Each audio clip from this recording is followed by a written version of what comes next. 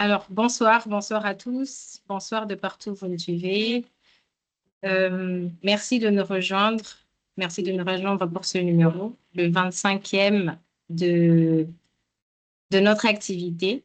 Pour ceux qui le savent, nous nous réunissons chaque deuxième jeudi du mois pour parler de TOTB.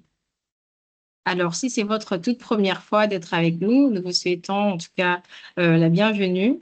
Merci encore d'être présent. Sans plus tarder, je vais présenter l'agenda du jour. Alors, nous allons débuter par la présentation du PMI et du chapitre de la RDC. Et après quoi, je présenterai courtement notre intervenant du jour et nous allons entrer dans le vif du sujet. Donc, nous allons échanger et nous clôturerons par quelques questions du public, des participants. Donc, si vous avez des questions pendant qu'elle sera en train de parler, surtout n'hésitez pas à mettre des questions dans le chat. Et comme ça, nous allons y revenir un peu plus tard et elle pourra répondre à toutes ces questions. Merci encore d'être avec nous ce soir.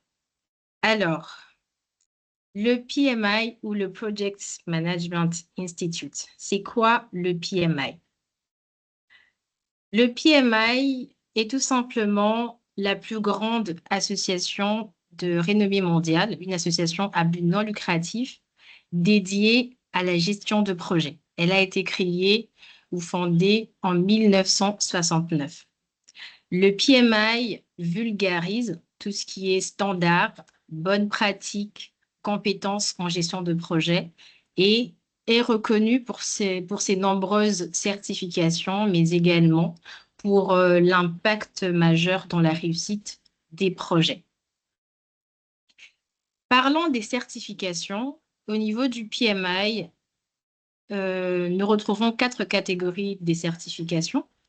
La première catégorie est celle que vous voyez en orange, qui demande tout au plus 3 années d'expérience. Et la plus connue de ces certifications est le CAPM, qui est bien évidemment idéal pour les étudiants, mais également pour tous les professionnels qui débutent nouvellement en gestion de projet. Nous avons la deuxième catégorie en bleu, qui demande au minimum 3 années d'expérience. Et parmi ces certifications, la plus répandue, la plus connue, est le PMP. Et la troisième catégorie est celle en violet. Là, ce sont des spécialisations. Il y en a un peu plusieurs, comme vous pouvez le constater. Et la toute dernière catégorie demande un peu plus de 8 années d'expérience. Et là, nous avons le PGMP et le PFMP. Alors, la communauté PMI regroupe à ce jour plus de 700 000 membres et est représentée dans plus de 200 pays et territoires et compte plus de 300 chapitres. Le nombre des certifiés à travers le monde est de 1,9 million et vous remarquerez que 1,7 million des certifiés, ce sont les PMP. La communauté PMI compte plus de 14 000 volontaires et plus de 200 organisations multinationales. Où se trouve le PMI? Le PMI se trouve au Newtown Square à Philadelphie, aux USA. Et le PMI compte cette région. Ils sont un peu considérés comme les continents. Et nous nous retrouvons ici, donc dans l'Afrique subsaharienne. Alors, comme vous pouvez le remarquer sur cette carte, partout où vous voyez le logo du PMI, cela veut dire que c'est tout simplement le chapitre donc, du PMI, donc la représentation locale du PMI en Afrique. Et nous comptons aujourd'hui 24 chapitres, dont 23 qui sont agréés, et quelques chapitres qui sont proposés. Alors, la communauté PMI au niveau de l'Afrique compte plus de 23 000 membres à ce jour. Alors, concrètement, qui est PMI? PMI, c'est moi. PMI, c'est moi qui suis professionnelle. PMI, c'est moi qui suis étudiante. PMI, c'est l'organisation que je forme. PMI, c'est vous. PMI, c'est vous, mon collègue de service, mon collègue de promotion, mon supérieur ou mon subalterne. PMI, c'est nous. PMI, c'est cette communauté qui rassemble les étudiants. PMI, c'est cette communauté qui rassemble les professionnels. Alors, qui que vous soyez, peu importe le secteur dans lequel vous vous trouvez, que vous soyez étudiant, que vous soyez professionnel, aspirant dans la gestion de projet, vous êtes les bienvenus au PMI. Il y a de la place pour tout le monde. Alors, comment adhérer au PMI en tant que membre? Pour adhérer au PMI en tant que membre, vous pouvez visiter le site du PMI, donc pmi.org. Et ce qu'il faut savoir de l'adhésion au niveau du PMI, l'adhésion se lève à 126 dollars pour la première année et les années suivantes, c'est à 116 dollars. Et pour cela, il vous faudra une carte de débit internationale, soit Visa ou Mastercard, pour pouvoir payer votre adhésion. Alors, qu'est-ce que le PMI peut vous apporter? Le PMI peut vous apporter des certifications professionnelles qui vous permettent de renforcer vos compétences en gestion de projet. Le PMI peut vous apporter ou vous donner accès à un réseau des professionnels et étudiants, des personnes avec qui échanger, apprendre un peu plus, renforcer vos connaissances et pourquoi pas vos compétences. Le PMI vous donne également accès à des ressources. Donc, vous avez accès aux ouvrages de référence, aux abonnements, aux webinaires, un peu comme celui-ci, et aussi aux modèles de documents, sans oublier l'intelligence artificielle de PMI Infinity. Le PMI vous donne aussi accès à des réductions pour des conférences, pour des formations, mais également pour des ressources. Le PMI vous permet d'avoir de l'expérience à travers le volontariat, mais également des ateliers. Et pour finir, le PMI vous donne de la crédibilité, de la reconnaissance auprès des organisations et des professionnels également. Parlons de notre communauté de la RDC. Tout à l'heure, j'ai parlé de chapitres. Un chapitre est tout simplement la représentation locale du PMI dans un pays, dans un territoire. Et le chapitre de la RDC a vu le jour en 2017 et notre communauté compte 312 membres à ce jour et 15 partenaires dans 2 institutions académiques et 4 structures publiques. Notre communauté de la RDC compte 125 certifiés et parmi ces 125 certifiés, nous retrouvons 115 PMP. Alors, comment nous contacter? Comment nous joindre? En apprendre un peu plus sur le PMI ou sur notre communauté, la communauté de la RDC. Vous pouvez nous joindre directement sur LinkedIn, Facebook, YouTube. Nous avons même une chaîne WhatsApp. Vous pouvez également nous joindre sur X. Il suffit simplement d'aller dans la barre de recherche et de taper chapitre PMI RDC. Au PMI, nous avons ce que nous avons appelé les communautés des pratiques professionnelles. Les communautés des pratiques professionnelles au niveau du PMI sont tout simplement des espaces d'échange qui rassemblent des professionnels d'un secteur X ou Y. Et ces professionnels discutent, se réunissent autour des sujets d'actualité et en vue de proposer des pistes de solutions. Et au PMI, nous retrouvons 6 communautés des pratiques professionnelles. Nous avons la CPP Génie civil, nous avons la CPP informatique, communication et télécom, nous avons la CPP leadership, nous avons la CPP genre, nous avons la CPP mine et industrie, nous avons la CPP en charge de la gestion de la chaîne d'approvisionnement, sans oublier le club d'étudiants. Donc, si vous êtes étudiant, il y a également de la place pour vous au PMI. Je vous remercie. Alors, ça, c'était la présentation du chapitre du PMI de manière générale, mais particulièrement du chapitre de la RDC. Tout à l'heure, je l'ai dit au début, aujourd'hui, nous nous réunissons pour notre activité, un rendez-vous mensuel. Il s'agit de TOTB, le Think Out of the Box. Ce rendez-vous permet tout simplement de mettre en lumière les professionnels en vue du partage d'expériences et tout. Et pour notre numéro d'aujourd'hui, nous avons l'honneur de recevoir Madame Léna, que dis-je, Docteur Léna Wassongolo, à qui je dis bonsoir. Bonsoir Marianne, bonsoir à tous.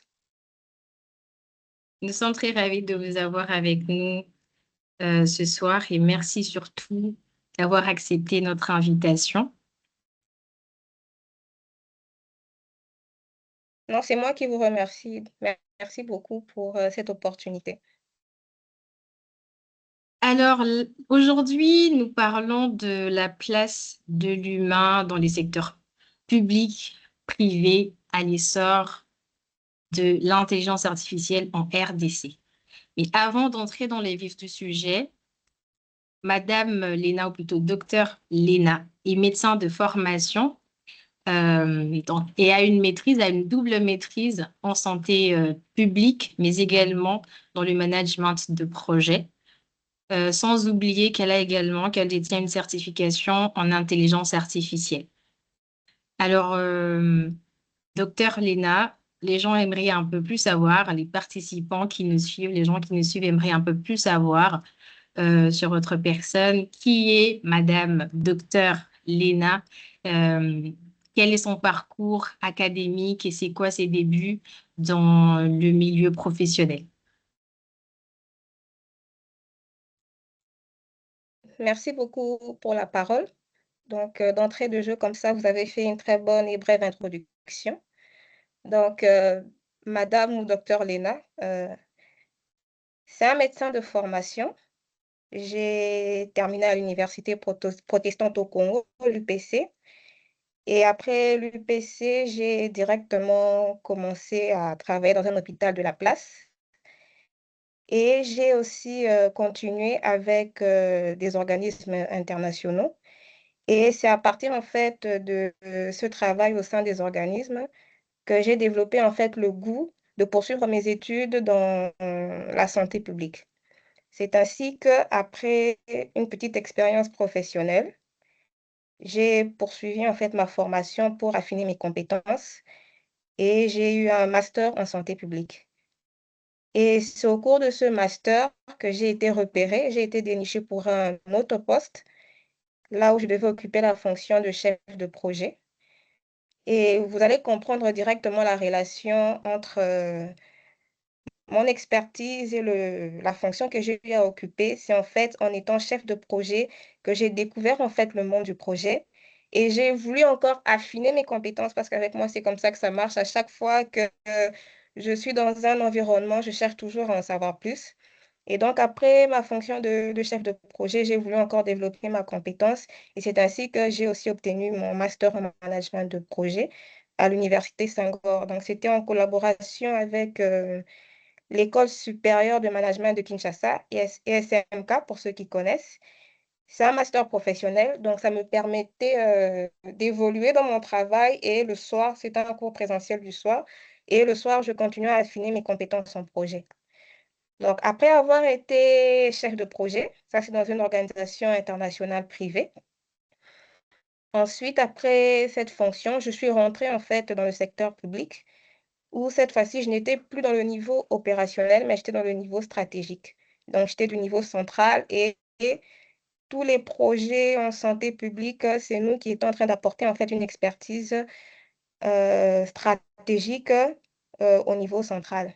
Donc, vous allez comprendre que cette combinaison-là, en fait, entre la santé publique et la gestion de projet, c'est ça, en fait, qui a permis, en fait, de voir en fait le monde du projet, même dans le domaine de la santé, de le voir avec un esprit un peu plus ouvert et un peu plus conséquent.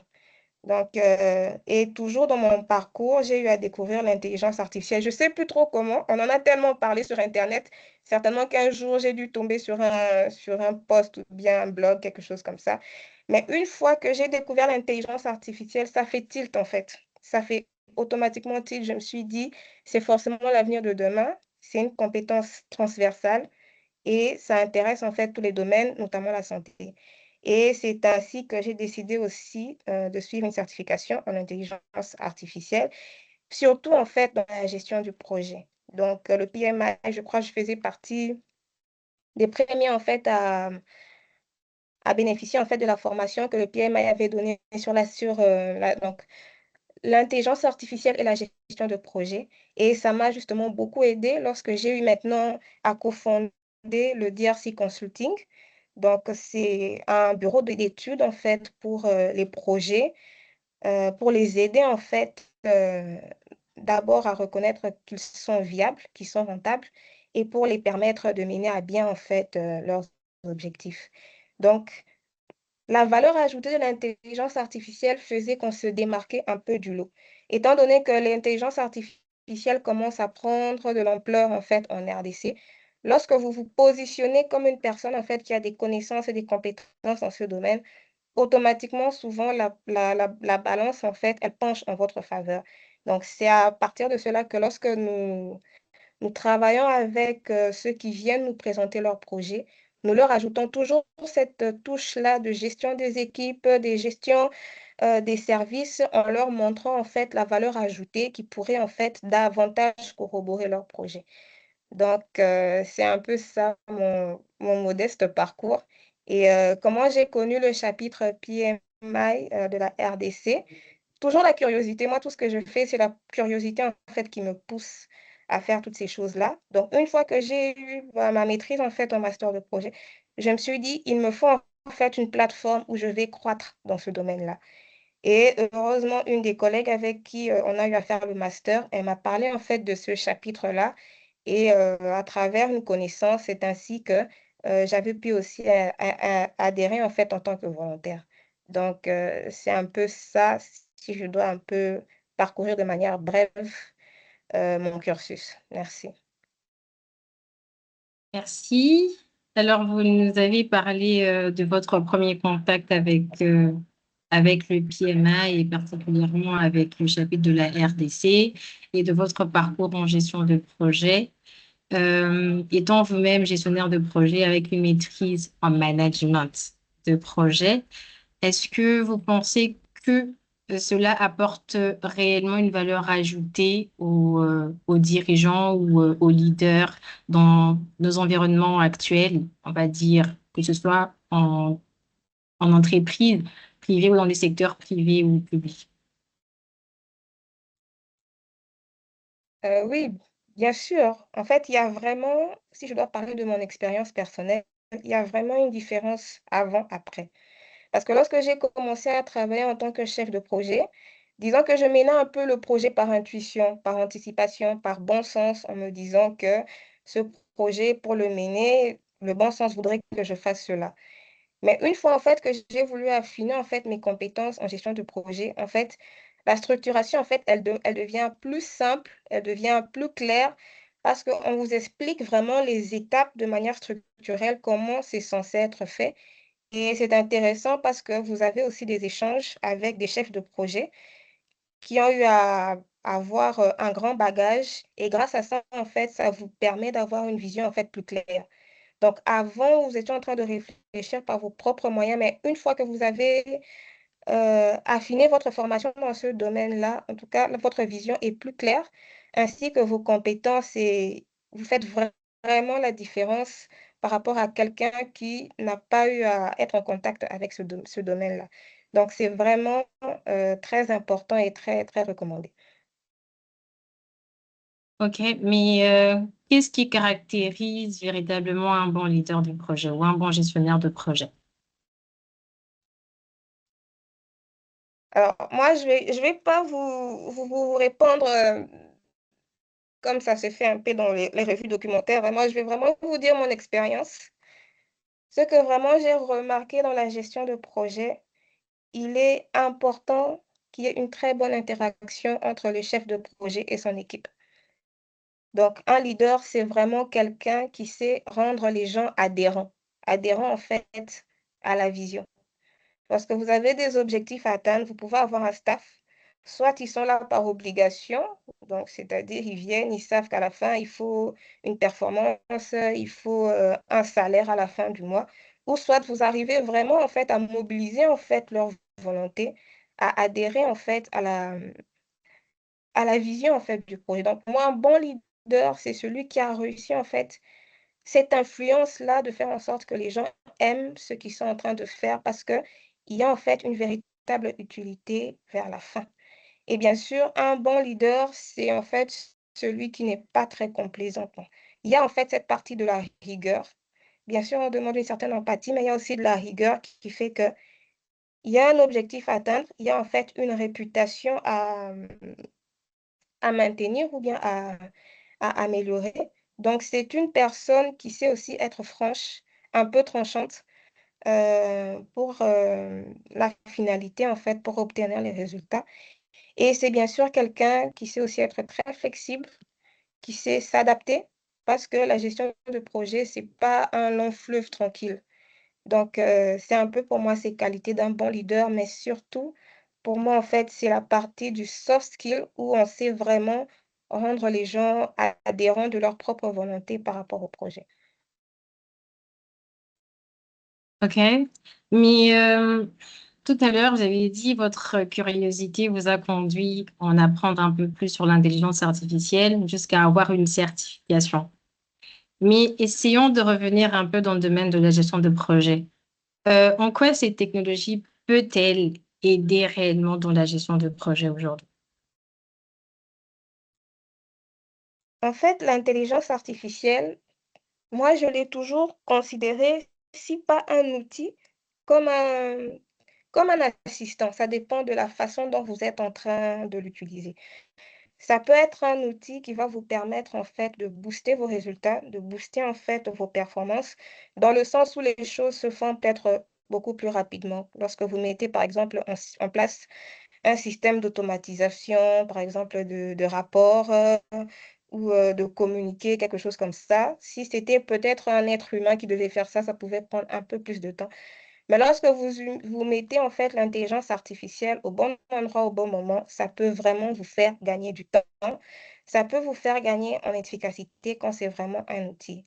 Quand c'est un assistant, c'est-à-dire que vous le rendez en fait un peu plus autonome, mais toujours sous votre supervision, bien sûr. C'est aussi quelque chose, en fait, ça aide déjà le gestionnaire de projet, déjà dans la gestion de son équipe. Aujourd'hui, il y a plein de plateformes qui permettent, utilisant l'intelligence artificielle, qui permettent de gérer une équipe. Il y a plein de plateformes qui permettent de faire des rapports, de faire des présentations.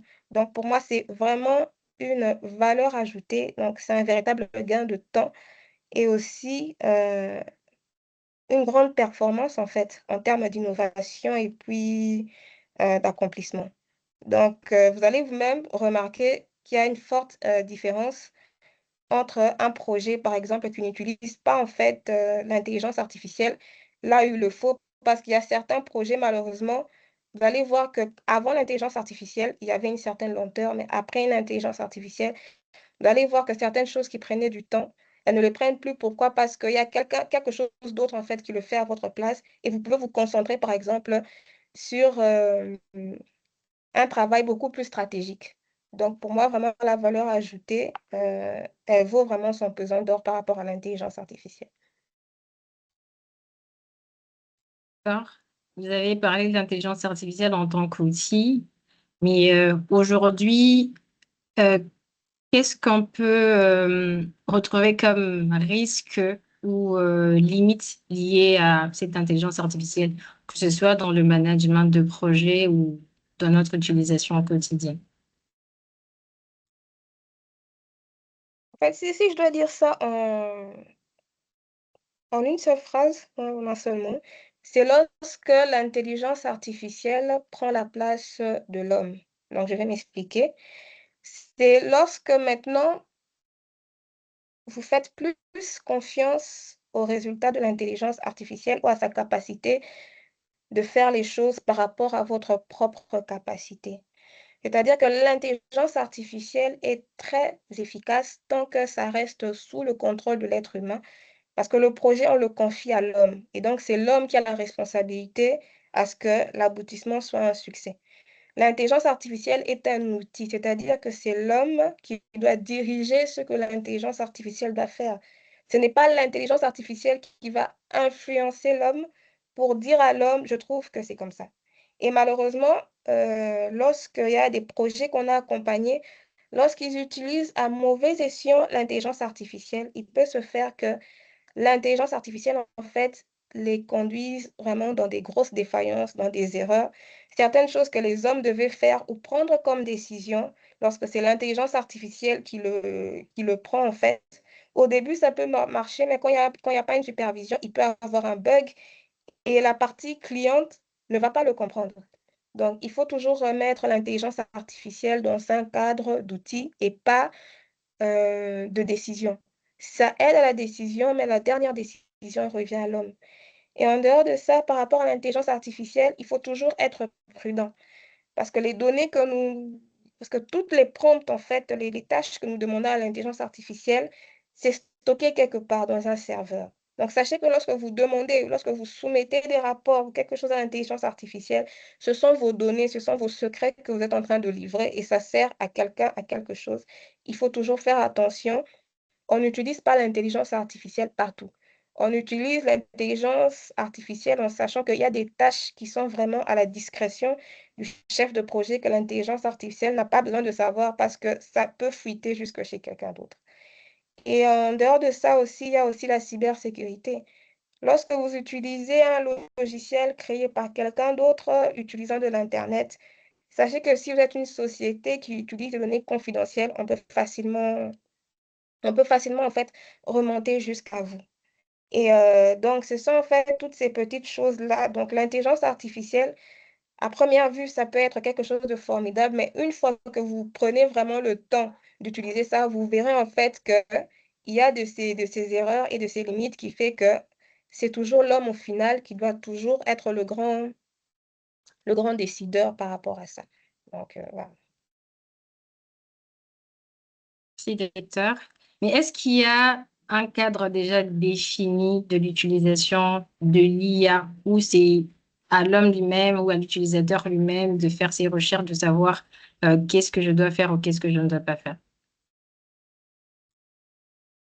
Si il y a un cadre qui a été défini, alors, peut-être chez nous en RDC, le cadre légal, en tout cas jusqu'à ma connaissance, non.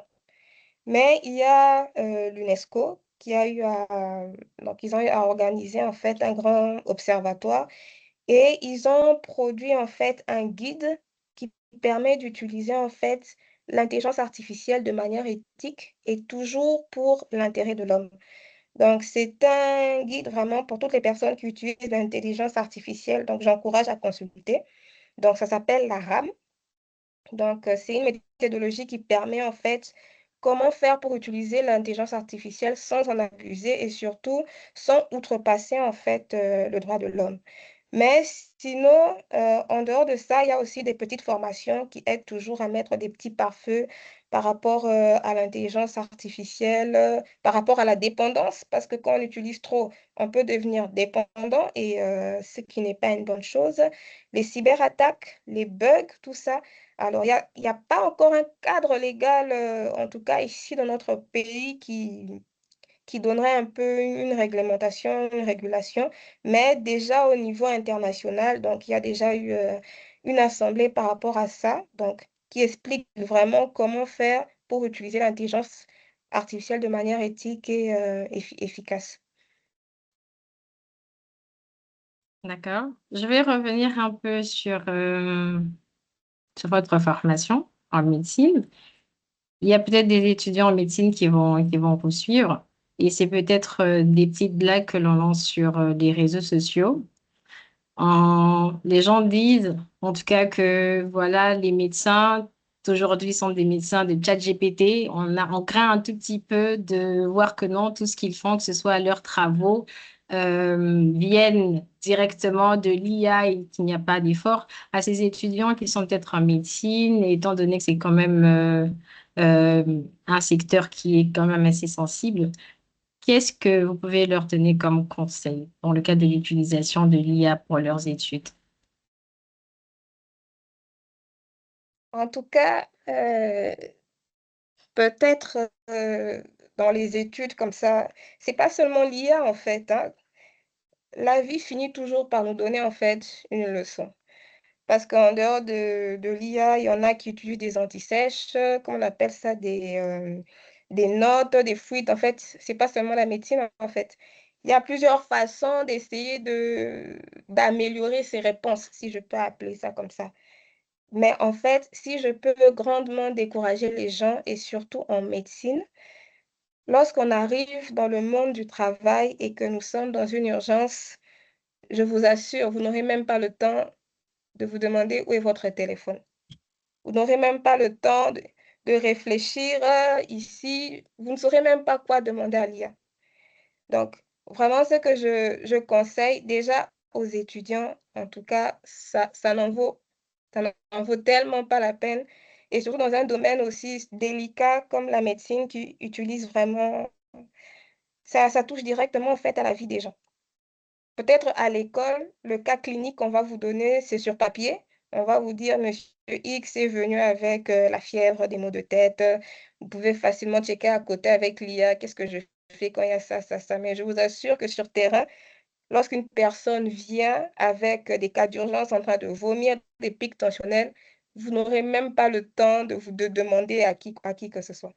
Donc vraiment, moi, je décourage les étudiants, particulièrement en médecine, de faire confiance à l'IA, premièrement parce que, comme je vous l'ai dit, c'est un outil qui a des faiblesses, ça peut vous conduire à des erreurs irréparables. Et deuxièmement, dans la vie de médecin, surtout de clinicien, souvent nous en santé, nous répondons aux urgences.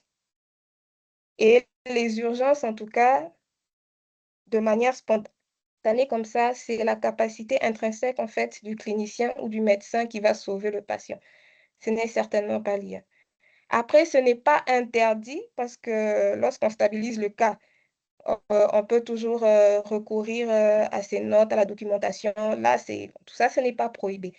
Mais un très bon médecin, c'est quelqu'un qui doit avoir des réflexes. Et ces réflexes-là, c'est par ses capacités et ses compétences intrinsèques. Donc, c'est vraiment... Donc, j'espère que je les ai suffisamment découragés. Ça, c'est sûr que vous les avez découragés, hein. Mais est-ce qu'ils vont réellement suivre votre conseil ou ils vont quand même continuer? Je vous assure, la vie va les apprendre. Donc, je souhaite juste que ce ne soit pas tragique, mais ils finiront par le comprendre. Merci. Vous avez découragé les médecins, mais est-ce qu'il y a encore un autre secteur ou d'autres personnes que vous souhaitez décourager dans l'utilisation de l'IA où il n'y a que les médecins? En fait, décourager, c'est dans un contexte. L'IA, c'est quelque Mhm. chose de formidable. Attention, parce que moi-même, j'utilise l'IA, je suis certifiée en IA. Je décourage dans le sens où, lorsque vous ne vous formez pas vous-même, en fait, c'est lorsque vous-même, vous ne développez pas vos propres compétences. Il ne faut pas oublier que la RDC est vaste. Lorsque vous allez en province, à l'intérieur, il n'y a pas Internet, il n'y a pas d'électricité, votre téléphone est à plat où il n'y a pas de réseau, l'IA ne va vous servir à absolument rien du tout. Donc, moi, en fait, j'encourage d'abord, je préfère une personne qui a des compétences personnelles plutôt qu'une personne qui n'a pas de compétences et qui a l'IA. C'est extrêmement dangereux. Parce que lorsque vous laissez, en fait, l'IA vous diriger, là où elle vous mène, vous ne savez pas. Vous vous laissez diriger, vous êtes un aveugle, quelqu'un vous tient la main, là où il vous emmène, c'est à vos dépens. Moi, ce que j'encourage, capacitez-vous vous-même. Et une fois que vous vous capacitez, lorsque vous utilisez l'IA, c'est pas en fait en tant que subalterne. Quand vous utilisez l'IA, c'est en tant que, c'est comme un chef qui demande à son assistant. Je me rappelle encore à mes débuts, même mon niveau de prompt a beaucoup évolué. À mes débuts, quand je posais quelque chose, j'avais besoin de quelque chose, je posais des questions générales. Mais avec le temps, j'ai commencé à affiner en dirigeant l'IA en disant, je veux que ce soit cadré de telle manière, de telle manière.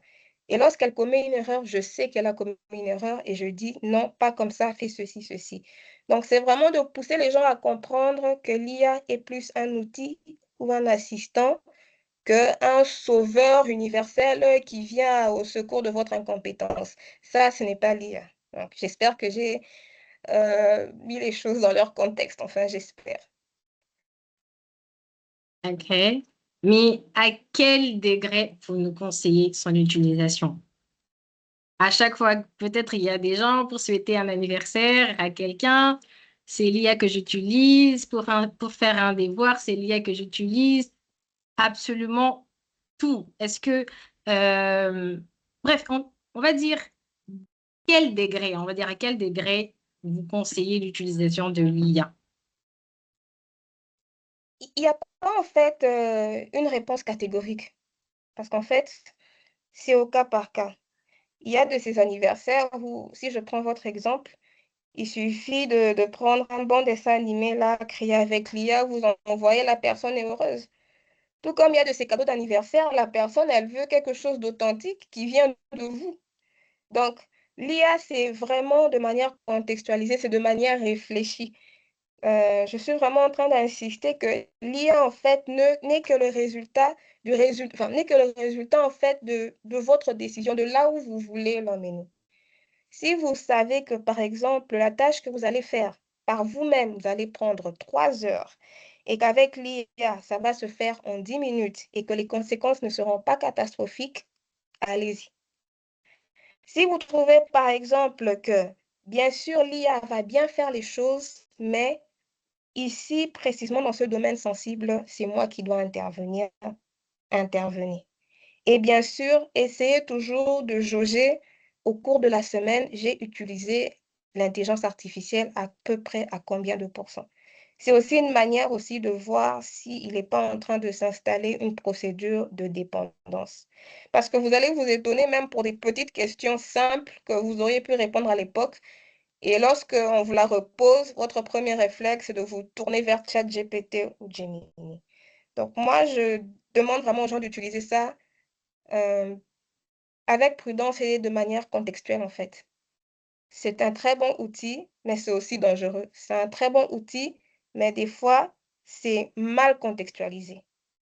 Donc, c'est vraiment jugé. Donc, c'est pas une réponse oui, utilisez, oui, n'utilisez pas, mais soyez intelligent quand vous l'utilisez. D'accord. Bon, avant de poursuivre, à ceux qui nous suivent, juste vous dire que si vous avez des questions, en tout cas, le chat est ouvert. Vous pouvez laisser vos questions dans le chat. Comme ça, je serai en train de le lire et Madame Docteur Léna pourra y répondre. Alors, docteur, vous êtes également cofondatrice de la DRC Consulting. Qu'est-ce qui vous a motivé à cofonder DRC Consulting? C'était pour répondre à quel besoin exactement? Merci pour la petite histoire. La DRC Consulting a vu le jour lorsque je faisais mon master en management de projet. Donc, il y avait plusieurs profils professionnels hein, lorsqu'on faisait en fait cette formation. Il y avait des banquiers, il y avait des entrepreneurs, des gens qui travaillaient dans des cabinets. Et c'est en fait au cours de notre formation, on s'était dit en fait, nous sommes en train de devenir des experts. Chacun dans son domaine a des compétences en gestion de projet. Nous avons quand même créé une bonne relation. Pourquoi ne pas emmener ça plus loin et former? Au début, c'était en fait un réseau de consultants. Au début, c'était vraiment ça. D'être un réseau de consultants, on fait quelques études de projet et tout et tout. Et au fur et à mesure, en fait, on a décidé en fait de créer cette structure. Une des choses, en fait, qui m'a encouragée à suivre cela, je me rappelle quand je poursuivais mon master, le management de projet, c'est pas seulement la médecine. Donc, quand j'ai suivi cette formation, ça m'a ouvert à beaucoup d'autres opportunités. Je me rappelle même, mes collègues me disaient, Léna, le projet, c'est pas seulement la santé. Tu dois t'ouvrir. C'est pas seulement la santé, tu dois t'ouvrir. Et effectivement, en me lançant, en fait, dans ce processus, ça m'a permis, en fait, de me diversifier, de ne pas juste rester, en fait, recroquevillée dans le domaine de la médecine. Et aujourd'hui, en fait, je suis contente, d'avoir un autre regard qui me permet en fait, ça me permet en fait même dans mon domaine de médecine de réfléchir autrement. Donc c'est vraiment grâce à cette formation, c'est vraiment grâce à ce réseau que nous avons formé et ça m'a vraiment emmené vers cette aventure de fonder en fait cette structure. Voilà. D'accord, intéressant. Et les entreprises qui viennent vers vous régulièrement, quels sont les types de problèmes qu'ils vous présentent? Le premier problème, souvent c'est est-ce qu'on a bien conçu le projet? Souvent c'est ça. Malheureusement, il y a toujours un défaut. Souvent, ils ne font pas trop d'études du marché. Vous voyez, lorsqu'il y a, par exemple, un bailleur qui est en train de chercher des organisations qui puissent rédiger un projet dans tel domaine. Souvent, les organisations, ils écrivent quelque chose rapidement et puis ils viennent vous voir pour vous demander si ça va. Mais souvent, ils ne passent pas par les préalables, en fait. Est-ce que vous, en tant qu'organisation, le projet que vous voulez mener, est-ce que ça match, en fait? Est-ce que vous avez d'abord les capacités de les mener? Bien sûr, le bailleur est venu, mais sur le marché, est-ce que ça va fonctionner? Donc, souvent, ce sont des organisations qui n'ont pas vraiment beaucoup d'expérience, qui viennent directement avec un projet tout brut, et nous devons d'abord les aider à comprendre qu'il y a d'abord des préalables avant de se lancer dans un projet. Et une fois que ces préalables, en fait, ces critères sont réunis, comment maintenant rédiger le projet de manière à ce qu'il y ait une valeur ajoutée? Donc, nous les accompagnons dans ce sens, ça dépend. Certains peuvent juste nous demander de les aider au début pour l'étude de marché et la conception. D'autres peuvent revenir vers nous et demander vraiment de les accompagner jusqu'à la fin et pourquoi pas même d'être des consultants en fait dans certains postes pour les aider vraiment à aboutir à leur projet. D'accord. Dans votre présentation, au tout début, vous avez fait mention du fait que vous avez eu à travailler avec des organisations internationales, notamment USAID et la Banque mondiale. Est-ce que vous pouvez nous partager votre expérience avec ces organisations? Euh, Par exemple, si je peux prendre la Banque mondiale, vous voyez, chaque organisation, si je dois prendre le Fonds mondial, si je dois prendre la Banque mondiale ou si je dois prendre le PEPFAR, chaque organisation a ses exigences. Et vous allez, peut-être par exemple la Banque mondiale, vous allez sentir que la culture en fait de l'entreprise peut avoir une orientation, par exemple, d'un côté, et l'autre bailleur de fonds, par exemple, le Fonds mondial, peut aussi avoir une culture qui demande à ce que le travail puisse être fait autrement. Alors, si je dois maintenant parler de mon expérience, en fait, avec la Banque mondiale, travailler avec la Banque mondiale a été vraiment une expérience très enrichissante parce que c'est une organisation qui vous pousse vraiment à vous dépasser parce qu'ils ont vraiment des procédures, ils ont une structuration. Peut-être au début, vous n'êtes pas habitué. Si vous n'êtes pas habitué en fait à ce genre de projet, vous leur trouverez peut-être trop rigoureux. Mais c'est vraiment une organisation, elle n'a pas sa réputation pour rien. C'est vraiment une organisation qui demande une certaine rigueur, qui demande un certain deadline, une certaine compétence. Ça a été vraiment une organisation, je me rappelle même au début, pour gagner le projet. Ça a été vraiment très difficile. Nous avons fait des va-et-vient, nous avons vraiment fait des ping-pong. Et puis finalement, quand nous avons été sélectionnés, ça a été maintenant plus facile pour nous parce que maintenant, on avait compris en fait le travail, la culture de l'entreprise. Donc, une des organisations vraiment qui a eu à être beaucoup plus rigoureuse, en tout cas, je retiens vraiment la Banque mondiale. Et ce que j'apprécie aussi de la Banque mondiale, c'est que c'est vraiment une organisation dont le projet a vraiment un impact communautaire durable, si je peux dire ça comme ça. C'est vraiment une organisation où tous les indicateurs comptent et tous les indicateurs sont vraiment présentés et on vous montre que de là où nous avons commencé, de là où nous avons terminé, voici en fait l'impact que nous avons apporté. D'autres projets, d'autres organisations, des fois, c'est juste sur le papier. L'idée, c'est juste de respecter un cahier des charges. Mais quand c'est, bon, je parle plus de mon expérience avec la Banque mondiale. Donc, vous allez vraiment sentir en fait que vous avez contribué en fait à quelque chose, même avec un petit apport, mais que vous avez vraiment contribué à quelque chose de grand. C'est un peu ça. D'accord, merci. Une autre question de curiosité. Dans votre rôle de consultante, que ce soit avec vos clients qui vous approchent, les clients qui vous approchent, voire même avec vos équipes, est-ce qu'il y a eu pendant un moment des mésententes ou des incompréhensions par rapport à l'approche que vous avez adoptée pour les accompagner? Si oui, comment avez-vous pu résoudre ce souci? Oui, bon, il y a toujours, au début, on dit toujours quand il y a une collaboration. Au début, il y a la rencontre. Ensuite, il y a la friction. OK? Donc, c'est là maintenant les oppositions se rencontrent. Il y a l'harmonisation et puis finalement, on avance. Alors, je me rappelle, nous étions avec une organisation donc, qui était un peu pressée de gagner le projet, mais qui voulait le faire un peu, comment je peux le dire? De manière imagée, donc juste superficielle, juste bien présenter en fait le projet, mais lorsqu'on regarde en fait leur capacité, on se rend compte que soit le projet va complètement couler, ou soit ils vont même pas aboutir en fait. On comprend quelque part que l'objectif en fait, pour eux, ça a plus un degré lucratif en fait que de performance ou bien de réalisation, si je peux dire ça comme ça. Alors, on s'est buté à des conflits où, lorsqu'on essayait en fait d'aider des organisations en leur disant, ici, si vous faites ça avec ça, ça ne va pas marcher.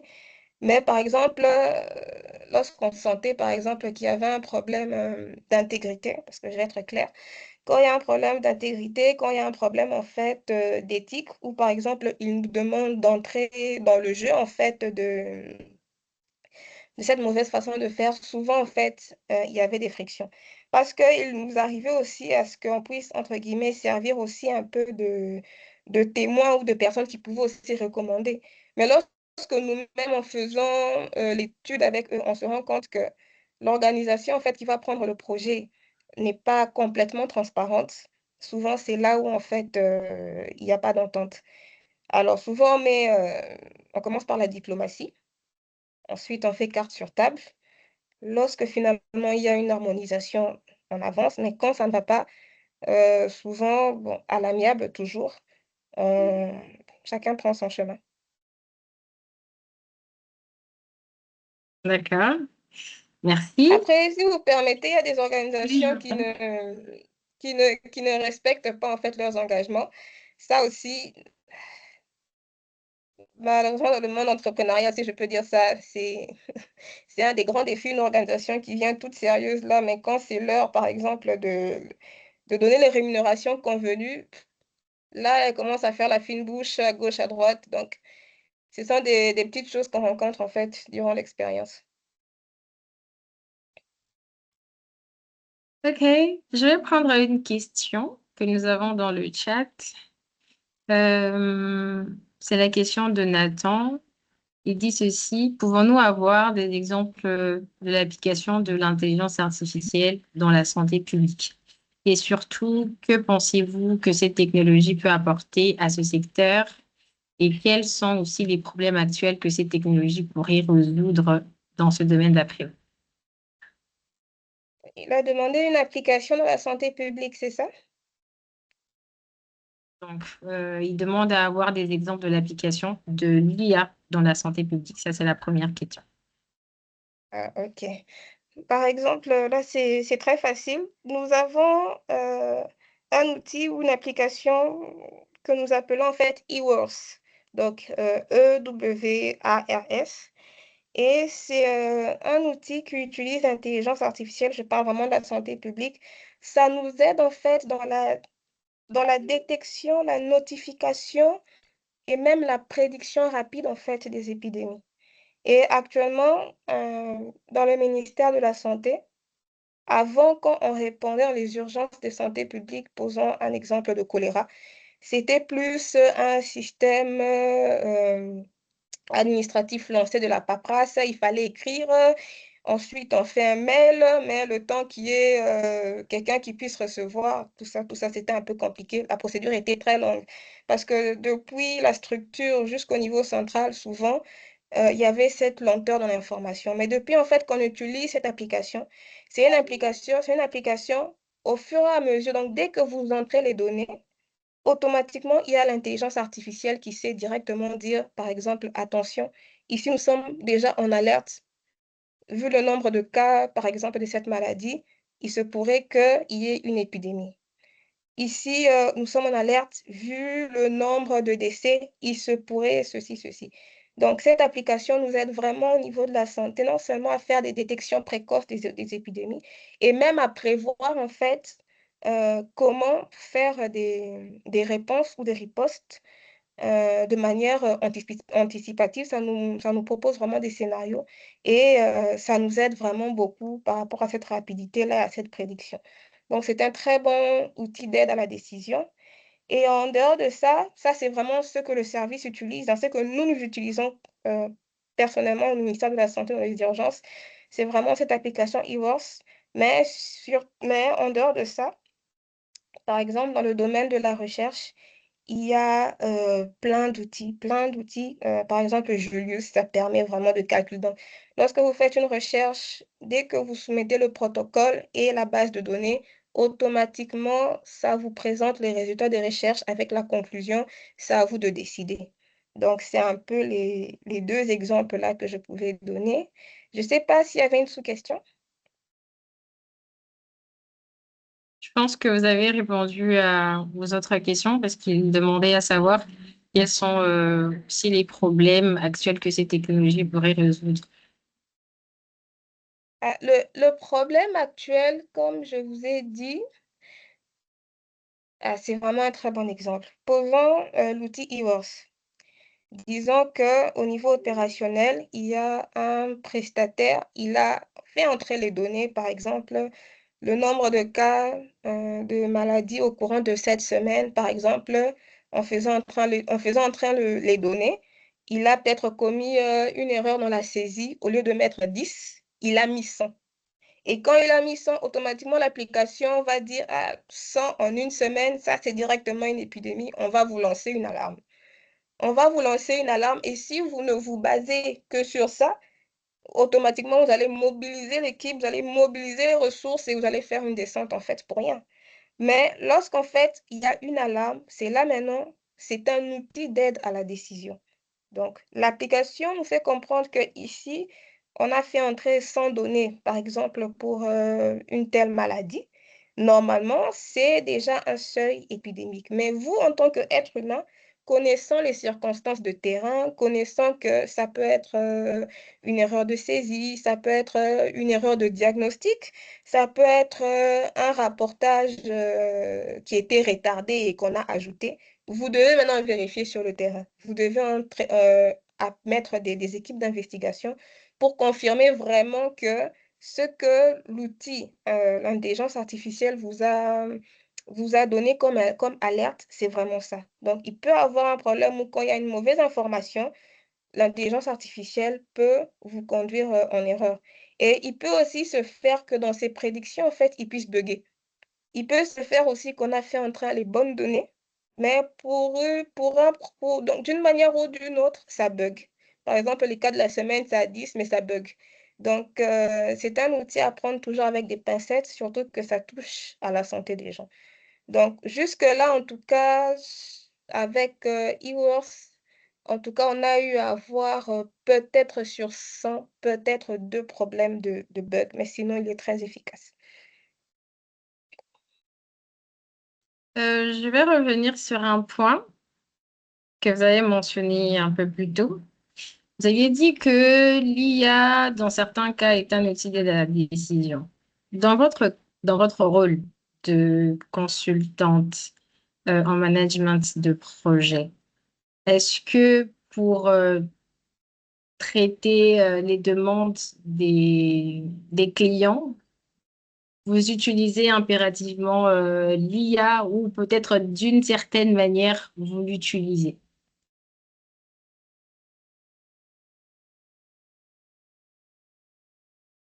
Il y avait un problème de connexion. Vous pouvez reprendre, s'il vous plaît? Je parlais de ce dont vous avez mentionné tout à l'heure. Disons que l'IA est un outil d'aide à la décision et tout. Et je vais revenir à la DRC Consulting. Et vous, en tant que consultante en management des projets et partant de votre rôle avec les entreprises ou les clients qui vous approchent, est-ce que l'IA, vous êtes d'une certaine manière aussi à prendre des décisions dans certains cas avec aux problèmes qui vous sont posés? Oui, bien sûr. En fait, heu, déjà quand il faut rechercher, par exemple, la viabilité, en fait, d'un projet. Lorsqu'il faut chercher la viabilité d'un projet, donc il peut se faire qu'une organisation elle vient avec, 2 ou 3 projets et elle aimerait commencer avec un projet. Elle vous demande, par exemple, elle peut vous dire: «Sur les 3 projets, le projet qui nous tient à cœur, c'est celui-ci, mais nous avons l'impression que c'est l'autre qui sera plus rentable». Donc, il vous explique, il vous donne des paramètres et c'est à vous finalement de décider qu'est-ce qui serait, le plus rentable, le plus viable par rapport au projet qu'ils veulent mener. Alors, grâce à l'intelligence artificielle, en fait, ça vous aide, en fait, à faire ce choix.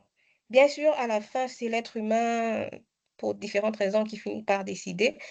Mais en fait, lorsque vous entrez les données sur ces 3 projets, parce qu'il y a en fait des critères pour définir si un projet sera plus rentable que l'autre. Donc, il y a le VAN, le tri, donc tous ces critères-là. Et lorsque vous faites tous ces calculs, vous faites juste entrer les données. Donc vous proposez en fait, vous utilisez l'intelligence artificielle et vous faites entrer tous ces données. J'ai un projet A qui a ceci, ceci, ceci comme critère. J'ai un projet B qui a ceci, ceci, ceci, ceci comme critère et voilà en fait les attentes du client. Et vous êtes vraiment en train d'orienter l'intelligence artificielle par rapport à tous ces données-là. Et l'intelligence artificielle, par exemple, va vous proposer le meilleur projet. Et là, vraiment, sans état d'âme, sans émotion, tout ça, il va vous proposer le meilleur projet. Et vous, justement, toujours dans votre expertise intrinsèque, quand vous êtes d'accord, effectivement, de manière vraiment impartiale comme ça, le meilleur projet, c'est celui-là. En fait, c'est là maintenant que vous pouvez maintenant présenter en fait, avec un peu plus de confiance parce qu'il y a votre avis et quelque part, il y a aussi, l'avis en fait, si je peux dire, d'un assistant qui a su aussi, prendre en compte tous ces paramètres et qui vous a finalement présenté un résultat.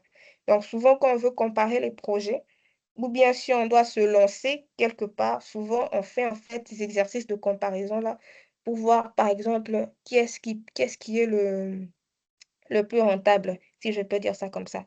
Et même lorsque une entreprise vient nous solliciter pour nous dire, par exemple: «Nous voulons utiliser l'IA, dans notre projet, dans le projet que nous voulons utiliser, donc nous allons utiliser l'intelligence artificielle, qu'en pensez-vous?» Et c'est là aussi, en fait, il y a tout un cycle qui s'effectue parce qu'on n'utilise pas l'intelligence artificielle n'importe comment, parce que vous pouvez avoir l'intelligence artificielle dans votre projet, mais de A à Z, ça ne vous a servi qu'à 10. Donc, il y a aussi de ces outils d'intelligence artificielle qui nous permettent en fait de savoir s'il faut utiliser l'intelligence artificielle dans un projet. Parce que lorsque vous allez faire entrer les données et puis vous allez dire: «Est-ce que tu trouves qu'il faut utiliser l'intelligence artificielle dans cette donnée?» Des fois, l'intelligence artificielle elle-même se combat et dit non. Ici, il ne faut pas utiliser l'intelligence artificielle. Pourquoi? Parce que ça ne vous servira à rien. Et à 10% des cas, vous n'allez rien faire. Donc, c'est vraiment très, très, très intéressant. Merci. Et aussi une autre question pour les clients qui vous approchent dans le cas où, comme vous l'avez dit, ils souhaiteraient quand même avoir votre avis, est-ce qu'on peut utiliser l'IA ou pas? Tout à l'heure, vous l'avez dit, en RDC, vous ne savez pas encore s'il y a un cadre qui a été défini pour l'utilisation de l'IA. De votre côté, à votre niveau, à la DRC Consulting, est-ce que vous faites aussi ce travail d'accompagner ou de parler de l'éthique à ces clients qui vous approchent justement pour intégrer l'IA dans leur projet? Alors, il n'y a pas un cadre légal ou juridique, si je peux dire ça comme ça, en RDC, mais il faut savoir, parce que je vous avais parlé de l'UNESCO, avec, je crois, une grande conférence, une assemblée qu'ils avaient organisée, où ils ont eu à présenter un guide, en fait, qui s'appelle RAM. Et c'est vraiment un guide qui permet vraiment de conserver la place de l'homme euh, malgré l'utilisation, en fait, de l'intelligence artificielle. Et la RDC, la République démocratique du Congo, a eu en fait à adhérer à cette vision. Donc, elle a eu à valider son rapport par rapport à la rame, si je peux dire ça comme ça. Donc, et c'est cette rame-là, en fait, qui a permis, en fait, donc, quand ils ont, en fait, validé ce rapport, c'est-à-dire qu'ils sont d'accord du fait d'utiliser, en fait, l'intelligence artificielle de manière éthique. Et vu que le gouvernement, en fait, a validé ce rapport, souvent, par rapport à nos clients, pour les aider, nous utilisons, en fait, ce rapport-là de la RAM comme support, si je peux dire ça. Donc, en quelques mots, c'est la RAM, bon, c'est un terme en anglais, mais ça signifie en fait un rapport national sur l'état de préparation à l'IA. Et le pays l'a validé en juin 2025. Et ça parle essentiellement de l'éthique de l'intelligence artificielle. Donc, ça avait été adopté par 193 États membres en novembre 2025 et c'est vraiment un cadre réglementaire en fait qui vise explicitement à garantir que l'IA soit au service de l'humanité et qu'elle préserve la place centrale de l'être humain dans la société et dans le monde professionnel en fait. Et il y a différentes recommandations par rapport à ce document. Donc, je peux vous en citer peut-être trois. Donc, la valeur de la place de l'homme dans le milieu professionnel. Donc, quelles sont ses responsabilités? Quels sont les droits fondamentaux qu'on doit protéger? La préservation de l'homme dans le travail. Donc, comment prévenir en fait le déplacement de la main-d'œuvre, en fait, parce que l'IA peut venir et il y aura maintenant des pertes d'emploi. Et comment, en fait, capaciter les gens à avoir des compétences dans l'IA? Parce que dans les années ou les jours qui suivent, l'IA deviendra certainement qui permettent de mettre en place des mesures d'accompagnement pour la formation. Et voilà, donc ça permet d'identifier les risques, de tracer une feuille de route vraiment pour que l'homme puisse se retrouver. Et souvent, vu que c'est quelque chose que le gouvernement congolais a validé, souvent nous nous basons sur cette documentation-là pour toujours accompagner les entrepreneurs, les chefs d'entreprise en se disant, peut-être qu'il n'y a pas un cadre légal ou juridique, mais sachez déjà qu'il y a des références sur lesquelles vous pouvez déjà poser vos bases. C'est un peu ça. Euh, merci. Alors, je vais vous poser une autre question quand même de curiosité toujours. Aujourd'hui, malgré vos réalisations, tout ce que vous avez eu à faire, que ce soit dans le management de projet, en tant que médecin aussi, consultante. Dans votre parcours, qu'est-ce qui vous passionne le plus ou qu'est-ce qui vous rend le plus fier? Euh, il y a essentiellement deux choses qui me rendent le plus fière. La première des choses, c'est d'apporter quelque chose, c'est de contribuer à quelque chose. Vous voyez ce sentiment d'accomplissement, surtout pour une femme.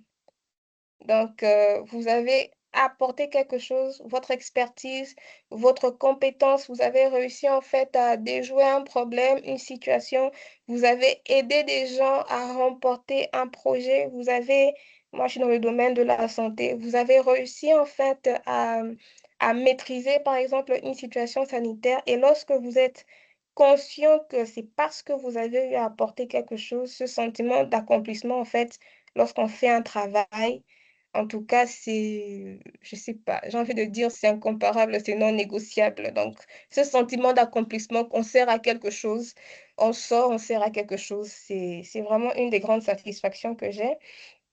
Et deuxièmement, c'est d'apprendre.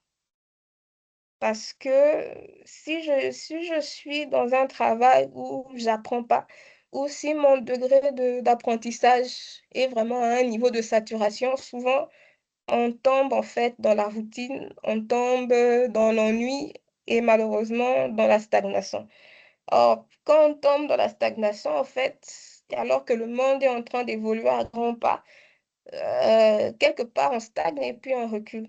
Donc, moi, j'aime vraiment dans mon travail, les choses que j'aime, c'est je travaille, mais j'apprends. Donc, par exemple, avec la DRC Consulting, j'apprends beaucoup.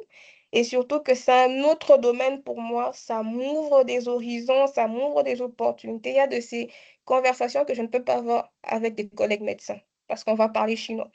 Mais il y a de ces conversations, je suis contente de me retrouver dans un mode de projet et j'ai un mot à dire. Ça fait plaisir. Donc, le fait d'apporter et en retour d'apprendre, moi, c'est une très grande satisfaction. Merci, docteur. Alors, nous sommes déjà en train de chuter.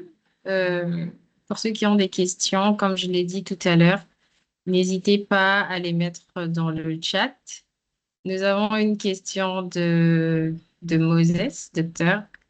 Moses s'est un peu revenu au tout début en demandant dans quel contexte l'intelligence artificielle a été développée et c'est quoi, sachant que son usage peut avoir des conséquences négatives pour l'être humain.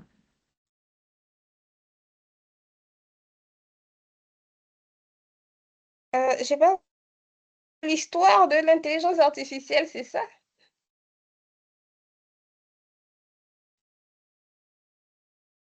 Allô? Oui, on va dire c'est comme ça. Vous m'entendez? Alors, oui, je vous entends. Donc, pour la petite histoire, parce que j'ai eu à me documenter, l'intelligence artificielle a commencé Bon, ça a commencé tôt, mais moi, ça m'a étonné quand j'ai lu sur ça. Ça a commencé en 1956 c'était lors d'une conférence. Donc, la première fois, en fait, qu'on a parlé d'intelligence artificielle, c'était en 1956 avec un certain si je me rappelle bien du nom, un certain oh là là, McCarthy, voilà, je pense que j'ai bien dit son nom. Et donc, c'est en 1956, en fait, que l'idée, en fait, de créer quelque chose semblable à l'intelligence humaine, c'est à partir de 1956, en fait, que ça a commencé. Donc, en 1956, il y avait déjà cette ambition-là de la part de McCarthy de vouloir faire en sorte qu'il y ait un outil ou un algorithme, quelque chose qui simule l'intelligence de l'homme. Donc, vous allez comprendre que depuis 1956, il y a eu des échecs, il y a eu des essais. Au début, ça a commencé donc comme des niches avec des tests et c'est vraiment en 2010 qu'il y a eu un boom en fait. Bien sûr, le boom, c'est pas vraiment en Afrique. Le boom a commencé, bien sûr, dans les pays développés, parmi les puissances. Donc, c'est en 2010, quand il y a eu le machine learning, le deep learning. Donc, c'est à partir de là maintenant que ça a commencé maintenant à prendre à prendre son envol, à devenir vraiment quelque chose. Mais là, en tout cas, en Afrique, jusque-là, à moins que vous soyez de la diaspora, c'était pas encore là. Et c'est à partir de 2021, donc vers les années 2020, quelque chose comme ça, que l'IA s'est maintenant répandue. Et c'est là même que vous allez remarquer, si on parle de l'intelligence artificielle en Afrique, il y a des pays comme le Sénégal, il y a des pays, de pays donc de l'Afrique de l'Ouest, de l'Afrique de l'Est, qui ont commencé à se positionner comme leader en fait de l'intelligence artificielle. Et bien sûr, la RDC aussi a emboîté le pas. En 2025, il y a eu énormément de conférences sur l'intelligence artificielle en collaboration avec le ministère des numériques et puis de télécommunications. Il y a eu vraiment beaucoup de conférences par rapport à ça parce que la RDC aussi est très intéressée. Alors, la question que notre ami m'a posée, c'est aussi la question en fait qu'on avait posée à un orateur lors de cette conférence-là. Vous voyez, quand quelque chose est nouveau, on est sceptique. Non, c'est pas bien. Je vous assure que j'étais la première, quand j'ai entendu parler de l'intelligence artificielle, j'étais la première à être sceptique. J'étais la première parce que je me disais comment quelque chose peut mimer l'intelligence de l'homme. Est-ce que c'est pas louche? Est-ce que ça ne rend pas indépendant? Est-ce que ça ne va pas, excusez-moi le terme, abrutir les gens? Tout ça. C'était au début, en tout cas, je me rappelle, j'étais une farouche opposante. Alors, lorsque j'ai participé en fait à cette conférence, et je me rappelle l'orateur, lorsqu'on lui a posé la même question, vous n'avez pas peur des négativités, en fait, des désavantages de l'intelligence artificielle et tout ça? J'ai beaucoup apprécié sa réponse. Il a dit, en fait, dans toute innovation, dans toute technologie, le risque zéro n'existe pas. Il n'y a pas une seule technologie, que ce soit par exemple, la calculatrice. La calculatrice a rendu les gens un peu feignants. Quand le nombre dépasse plus de 100, on veut même pas réfléchir. On prend la calculatrice, on calcule. Donc, plus la technologie évolue, en fait, la technologie est là pour aider l'homme, mais plus ça s'améliore, plus un problème, si je peux dire ça, vient toujours avec son lot d'inconvénients. Donc, il faut savoir qu'en intelligence artificielle, c'est pas un monde de conte de fées. Le risque zéro n'existe pas. Maintenant, c'est à vous de balancer. C'est à vous de balancer le bénéfice. C'est à vous de balancer le risque. Donc, lorsqu'on utilise l'intelligence artificielle, il faut venir déjà avec cette conscience-là, cette technologie a un risque. Dès que vous êtes à l'aise avec ça, vous pouvez avancer. Mais si vous exigez de l'intelligence artificielle, que ce soit parfait, vous n'allez pas réussir en fait à franchir ce plafond de verre.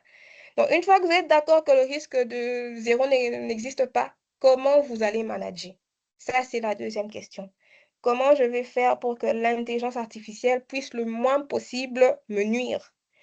Par exemple, il y a de ces choses, surtout par rapport à ceux qui sont encore au banc de l'école, il y a des choses en fait qu'il faut interdire. Moi, j'ai eu la chance d'intelligence artificielle. Quand j'ai connu ça, j'étais déjà dans le monde professionnel. Je suis contente en tout cas de n'avoir pas connu ça dans le niveau académique parce que je serais certainement tentée d'abuser. Ça c'est clair parce que je me rappelle à mes débuts, j'ai commencé à abuser avant de redevenir raisonnable. Ça, je ne vais pas vous mentir. Donc, quand dans le milieu professionnel, on a déjà un background, on a un bagage. Donc, l'intelligence artificielle, je sais quand elle me ment. Je me rappelle un jour, j'ai dit à Gemini, tu m'as menti. Et il s'est excusé. Non, oui, c'est vrai, tu as raison. J'ai commis une erreur. Ça, c'est quand, en fait, on a déjà des compétences. Donc, manager le risque, c'est de savoir poser, en fait, des pare-feux. Mettez des pare-feux pour ne pas tomber, en fait, dans le côté négatif. Lorsque vous utilisez l'intelligence artificielle, posez-vous trois questions. La première, est-ce que c'est d'abord nécessaire? C'est vraiment nécessaire à cet instant-là? Est-ce que j'ai besoin de l'intelligence artificielle? Deuxièmement, si ça répond oui, la deuxième chose, c'est est-ce que j'ai formulé, nous on appelle ça des prompts, hein. Est-ce que j'ai formulé le prompt correctement? Parce que vous pouvez demander quelque chose et si l'intelligence artificielle, parce que quand on communique mal, c'est un principe universel. Quand on communique mal, on n'a pas la réponse qu'on attend. Est-ce que j'ai bien formulé ma demande? Est-ce qu'il a bien compris? Est-ce que le prompt, c'est pour ça même qu'on dit qu'il y a des formations, rien que sur le prompt, on appelle ça le prompt engineering. Donc, il faut un talent. Quand on fait le prompt, c'est pas dis-moi ça, non, c'est vraiment tout un talent. Deuxièmement, est-ce que j'ai bien formulé ma demande? Troisièmement, est-ce qu'il me dit la vérité? Et il y a des pare-feux par rapport à ça. Est-ce que c'est vrai? Et comme pare-feu, moi, souvent, ce que je fais, je dis à l'intelligence artificielle, donne-moi les sources, donne-moi les liens. C'est ça que j'ai fait. Donc, tout ce que tu m'as dit là, donne-moi le lien. Quand je vois, par exemple, que c'est un lien des réseaux sociaux, d'Instagram, je dis non, en fait. Tu ne vas pas me donner une réponse sérieuse en te basant sur des réseaux sociaux. Je peux même proposer des plateformes. Je dis, voilà ce dont j'ai besoin. Je fais mon prompt correctement et je dis, donne-moi des organisations comme l'OMS, l'UNICEF, le ME. Donc, je reste dans des structures reconnues, sérieuses. Ou bien je dis, si par exemple, je ne sais pas trop où est-ce que je dois me référer, je dis, donne-moi les liens et je vais suivre tous ces liens. Et petit à petit, je crois que l'intelligence artificielle a fini par me comprendre. Des fois, même quand il me répond, il me donne directement des liens. Ou bien il est sincère, il me dit, ici, je n'ai pas de références, je ne sais pas, il faut aller chercher toi-même. Donc, c'est un peu dans ce sens-là. Donc, ce sont vraiment... Demandez-vous si vous en avez vraiment besoin. Demandez-vous si vous avez formulé correctement. Et troisièmement, demandez-vous si ça dit la vérité. Et moi, j'aime toujours dire, il faut être jaloux de son intelligence. Ce n'est pas toutes les choses que tu vas laisser à l'intelligence artificielle. Des fois, il faut être jaloux. Des fois, il faut se challenger.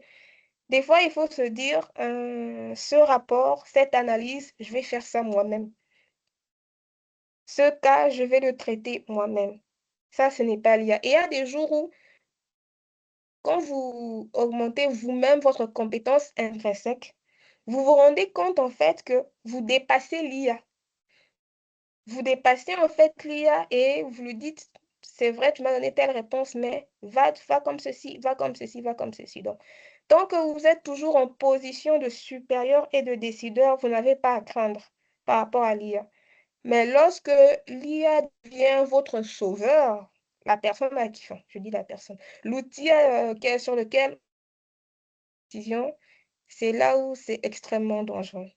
Mais c'est vraiment une très bonne technologie quand on l'utilise de manière avisée. Voilà. C'est un outil où il faut avoir les yeux grands ouverts, sachant qu'il peut te mentir, sachant qu'on peut t'espionner et sachant même qu'il peut te pousser à la dépendance. Je me rappelle, j'avais lu un article où on dit que l'IA avait poussé quelqu'un au suicide. Mais bon, ça, je n'ai pas encore compris comment. Donc, c'est un outil qu'il faut utiliser avec sagesse et euh, voilà, information. Il faut être avisé. Merci, docteur. Alors, aujourd'hui, avec l'essor de l'IA, puisqu'on parle de l'intelligence artificielle, la question qui revient souvent, c'est est-ce que l'IA va prendre la place de l'homme? Revenons dans le contexte de la RDC.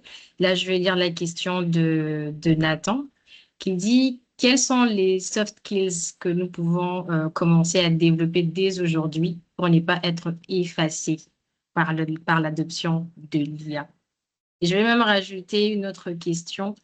Tenons compte du fait que beaucoup de gens se demandent quelle est la place, enfin, est-ce que l'IA va prendre la place de l'humain? Et dans notre contexte de la RDC, surtout dans le secteur public ou même dans le secteur privé, est-ce qu'on doit forcément craindre que devient la place de l'homme concrètement?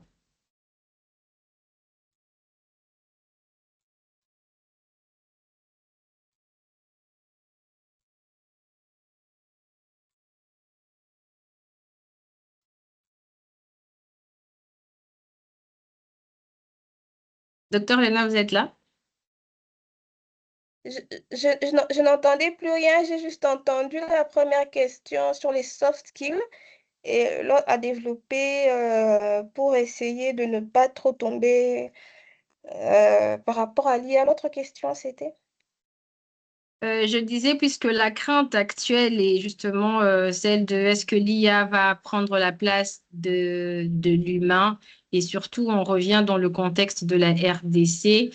Est-ce que, en fait, quelles sont les compétences que l'on peut développer aujourd'hui pour ne pas être effacé comme Nathan l'a pour ne pas être effacé de l'adoption de l'IA? Et est-ce que devrons-nous réellement craindre de l'adoption de cette IA complètement? Alors, c'est une très bonne question. C'est même le sujet du jour. Bon, bon, c'est dommage, j'avais pas fini en fait la présentation. Mais vous devez savoir une chose, avant même de vous demander si l'IA va nous remplacer un jour, est-ce que moi, mon travail est menacé, il faut d'abord savoir, nous sommes en RDC. Nous ne sommes pas aux États-Unis, nous ne sommes pas en France, nous ne sommes pas en Allemagne, nous ne sommes pas en Afrique du Sud. On est en fait en RDC. Il faut bien comprendre en fait le contexte de la RDC. La RDC, bon, on va dire ça gentiment, c'est un pays en voie de développement. C'est un pays qui a des problèmes en fait avec l'électricité. C'est un pays où aussi le niveau d'éducation bon, est en évolution, s'il faut être gentil. Et c'est un pays en fait, parce que je me rappelle la thématique, c'était secteur public et secteur privé. Si on voit le secteur public, souvent, vous allez vous rendre compte qu'il y a une certaine lourdeur dans l'administration, la paperasse, tout ça. En tout cas, dans l'administration, voire sur 10, 8 personnes avec un ordinateur, c'est très compliqué. Très compliqué. Souvent, les gens sont de la vieille école. Dans le secteur privé, c'est un peu plus rapide parce qu'il y a la performance, il y a la rivalité, tout ça. C'est un peu plus développé, mais il faut savoir que euh, lors d'une étude de la Banque mondiale, on avait essayé de déterminer quels seraient les métiers dans les pays en voie de développement parce que j'ai eu à lire deux études. La première étude, c'était une entreprise qui parlait en fait de comment l'IA est accueillie par les pays développés, tout ça, les États-Unis, la Chine. Et là-bas, vraiment, les gens étaient très réceptifs. Ils disaient l'IA, en tout cas, c'est très novateur, c'est génial, bon, on utilise ça. Mais à la différence, c'est que la majorité de ceux à qui on avait posé la question dans les pays en voie de développement, 80% disaient qu'ils utilisaient l'IA, mais seulement 3% disaient qu'ils avaient fait de l'IA, en fait, un outil intégrant dans le projet. Donc, la majorité disait on utilise l'IA, mais juste de manière isolée. Par exemple, automatisation des mails, automatisation des rapports, mais pas vraiment je prends toute mon entreprise et je laisse ça entre les mains de l'IA. Ça, c'est la première des choses. Très utilisé dans le monde, dans le pays en voie de développement, mais encore avec beaucoup de restrictions. Alors, une autre étude de la Banque mondiale maintenant par rapport aux pays africains, donc les pays en voie de développement, et ils ont tracé le profil. Eux, ils ont tracé le profil, ils n'ont pas interrogé les gens, mais ils ont tracé le profil des postes qui pouvaient en fait être exposés à l'intelligence artificielle. Et dans ce profil-là, on disait que c'était les femmes, on disait que c'était ceux qui occupaient des postes haut placés, des managers, et on disait aussi ceux qui avaient un certain âge, c'est-à-dire les personnes âgées. Ça, c'était selon l'étude de la Banque mondiale. Et ils ont dit les métiers, en fait, enfin, les conditions qui feront que l'IA soit vraiment freinée pour être implantée, c'est d'abord, comment je peux dire, le niveau de pauvreté. Qui dit pauvreté, c'est-à-dire que il n'y a pas d'infrastructure pour que les gens puissent développer cette compétence-là. Il n'y a pas de serveur local parce que si vous devez utiliser l'IA, si le pays doit utiliser l'IA, il faut un serveur local, sinon toutes vos données vont aller chez des étrangers et vous-même vous connaissez la suite. Il faut de l'électricité. Kinshasa, ce n'est pas la RDC. Souvent, on pense que la RDC, c'est Kinshasa. Pour voir l'électrification dans le pays, c'est encore un sérieux problème. Il faut aussi, il faut résoudre en fait le problème de l'électricité et bien sûr, c'est surtout en fait dans les secteurs en fait où par exemple il y a de travaux manuels ne seront pas les premiers secteurs touchés par l'intelligence artificielle. Un maçon En tout cas, si c'est un maçon, l'intelligence artificielle, donc tous les menuisiers, tout ça, en tout cas en RDC, jusque-là, leurs postes sont très bien protégés. Les postes, souvent, où les résultats de la Banque mondiale disaient que c'était surtout les managers, ceux qui s'occupaient de la télécom, du marketing, dans des métiers, en fait, qui demandaient un certain intellect et un poste où il y avait beaucoup d'automatisation, en fait, de tâches, si je peux dire ça. Et tout ça, en fait, c'était pour dire par rapport au contexte de la RDC, si on tient compte de la formation, parce qu'il faut des personnes compétentes, il faut une main-d'œuvre. Si on tient compte du secteur, par exemple, le secteur public, il y a vraiment une lourdeur, il y a une résistance au changement. Si on tient compte de l'électricité, en tout cas, par exemple, si le gouvernement doit mettre en place quelque chose avec l'IA, c'est pas tout. Donc, déjà, le cadre de la RDC présente des défis quant à l'implantation de rien que l'implantation. C'est pas que la RDC ne veut, mais si la RDC veut que ça fonctionne, il faut d'abord poser un certain cadre. Et malheureusement, jusque-là, euh, notre pays, en tout cas, éprouve encore certaines difficultés, rien qu'avec ce que je suis en train de vous présenter. Alors, donc, si je dois répondre en fait à cette question, est-ce que la RDC a besoin de l'IA? Oui, bien sûr, il y a un énorme besoin.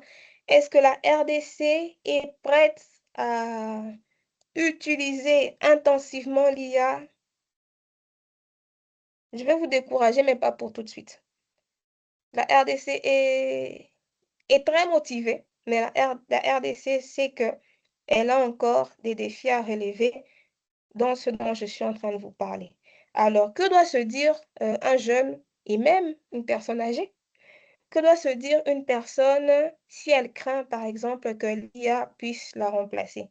Il faut savoir que même ailleurs dans les autres pays, l'IA ne vient pas directement, automatiquement ou catégoriquement remplacer. L'IA peut intervenir dans trois sens. Le premier sens, c'est bien, c'est l'automatisation.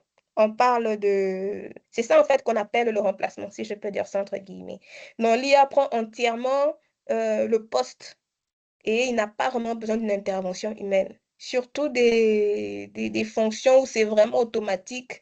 Donc, dès que vous laissez une commande, ça part tout seul. Si c'était un humain, en tout cas, si c'est votre poste du début à la fin, c'est automatisation. C'est quelque chose que l'automatisation peut répondre comme besoin.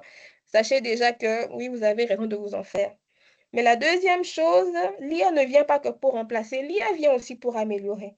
C'est-à-dire que vous êtes là, vous êtes superviseur, manager, vous êtes officier quelque part, mais l'IA vous aide à améliorer la productivité de votre travail.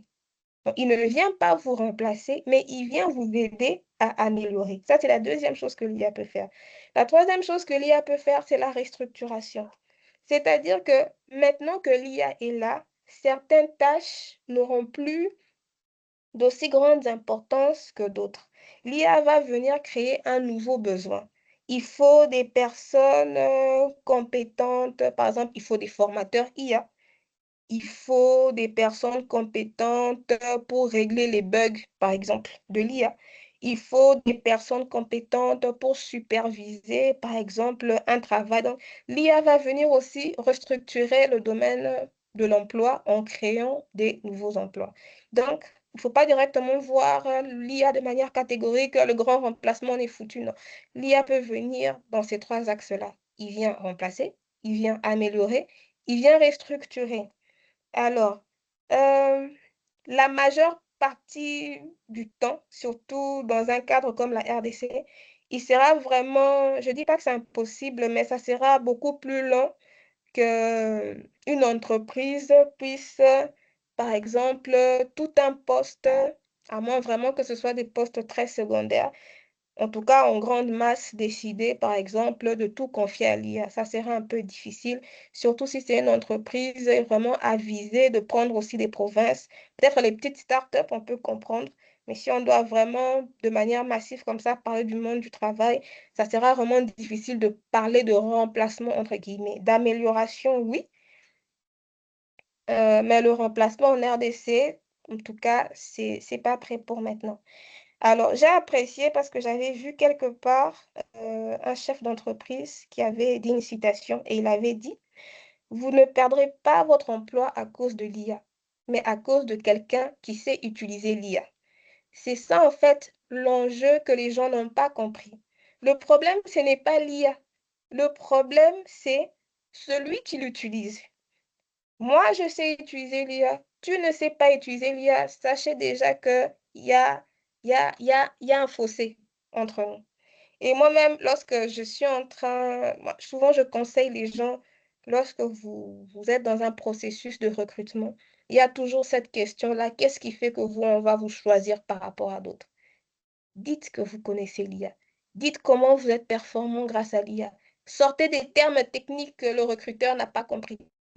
Je vous assure, c'est une valeur ajoutée. Et il y a une autre citation que j'avais aussi beaucoup appréciée. Les personnes qui utilisent l'IA remplaceront celles qui ne l'utilisent pas. Donc, vous voyez que ce n'est pas en soi l'IA le problème, mais c'est la compétence. C'est la valeur ajoutée, en fait, de ton background. C'est ça, en fait, c'est ça la véritable problématique. Donc, je dirais plutôt à quelqu'un de ne pas avoir peur de l'IA, mais d'avoir peur de ne pas être à jour par rapport à l'IA. Parce que les premiers métiers qu'on va utiliser, c'est les gens qui connaissent l'IA. Et vraiment, j'encourage les gens à se positionner. Moi, c'est ce que j'ai fait. Je suis médecin, mais je me suis positionnée. L'IA est transversale. L'IA n'est pas pour une catégorie, c'est pas pour les IT, pour les enfants, rien du tout. Moi, je me suis positionnée et grâce à l'IA, je fais des choses, les gens s'étonnent et moi, c'est une valeur ajoutée secrète, même dans ma boîte, là où je suis, c'est ça que je suis en train d'utiliser. Donc, vraiment, sortez-vous de cette idée-là que moi, c'est foutu, on va me remplacer. Non, non, non. Sachez que c'est la personne qui sait utiliser l'IA qui va vous remplacer. Donc, à vos, vraiment, à vos stylos, à vos cahiers. Donc, vraiment, faites tout pour vous former parce que c'est inévitable. C'est inévitable. Ne soyez pas en retard, c'est inévitable. Donc, la course est déjà engagée. Merci beaucoup, docteur. Nous sommes déjà à la fin et d'ailleurs, nous avons débordé de 2 minutes.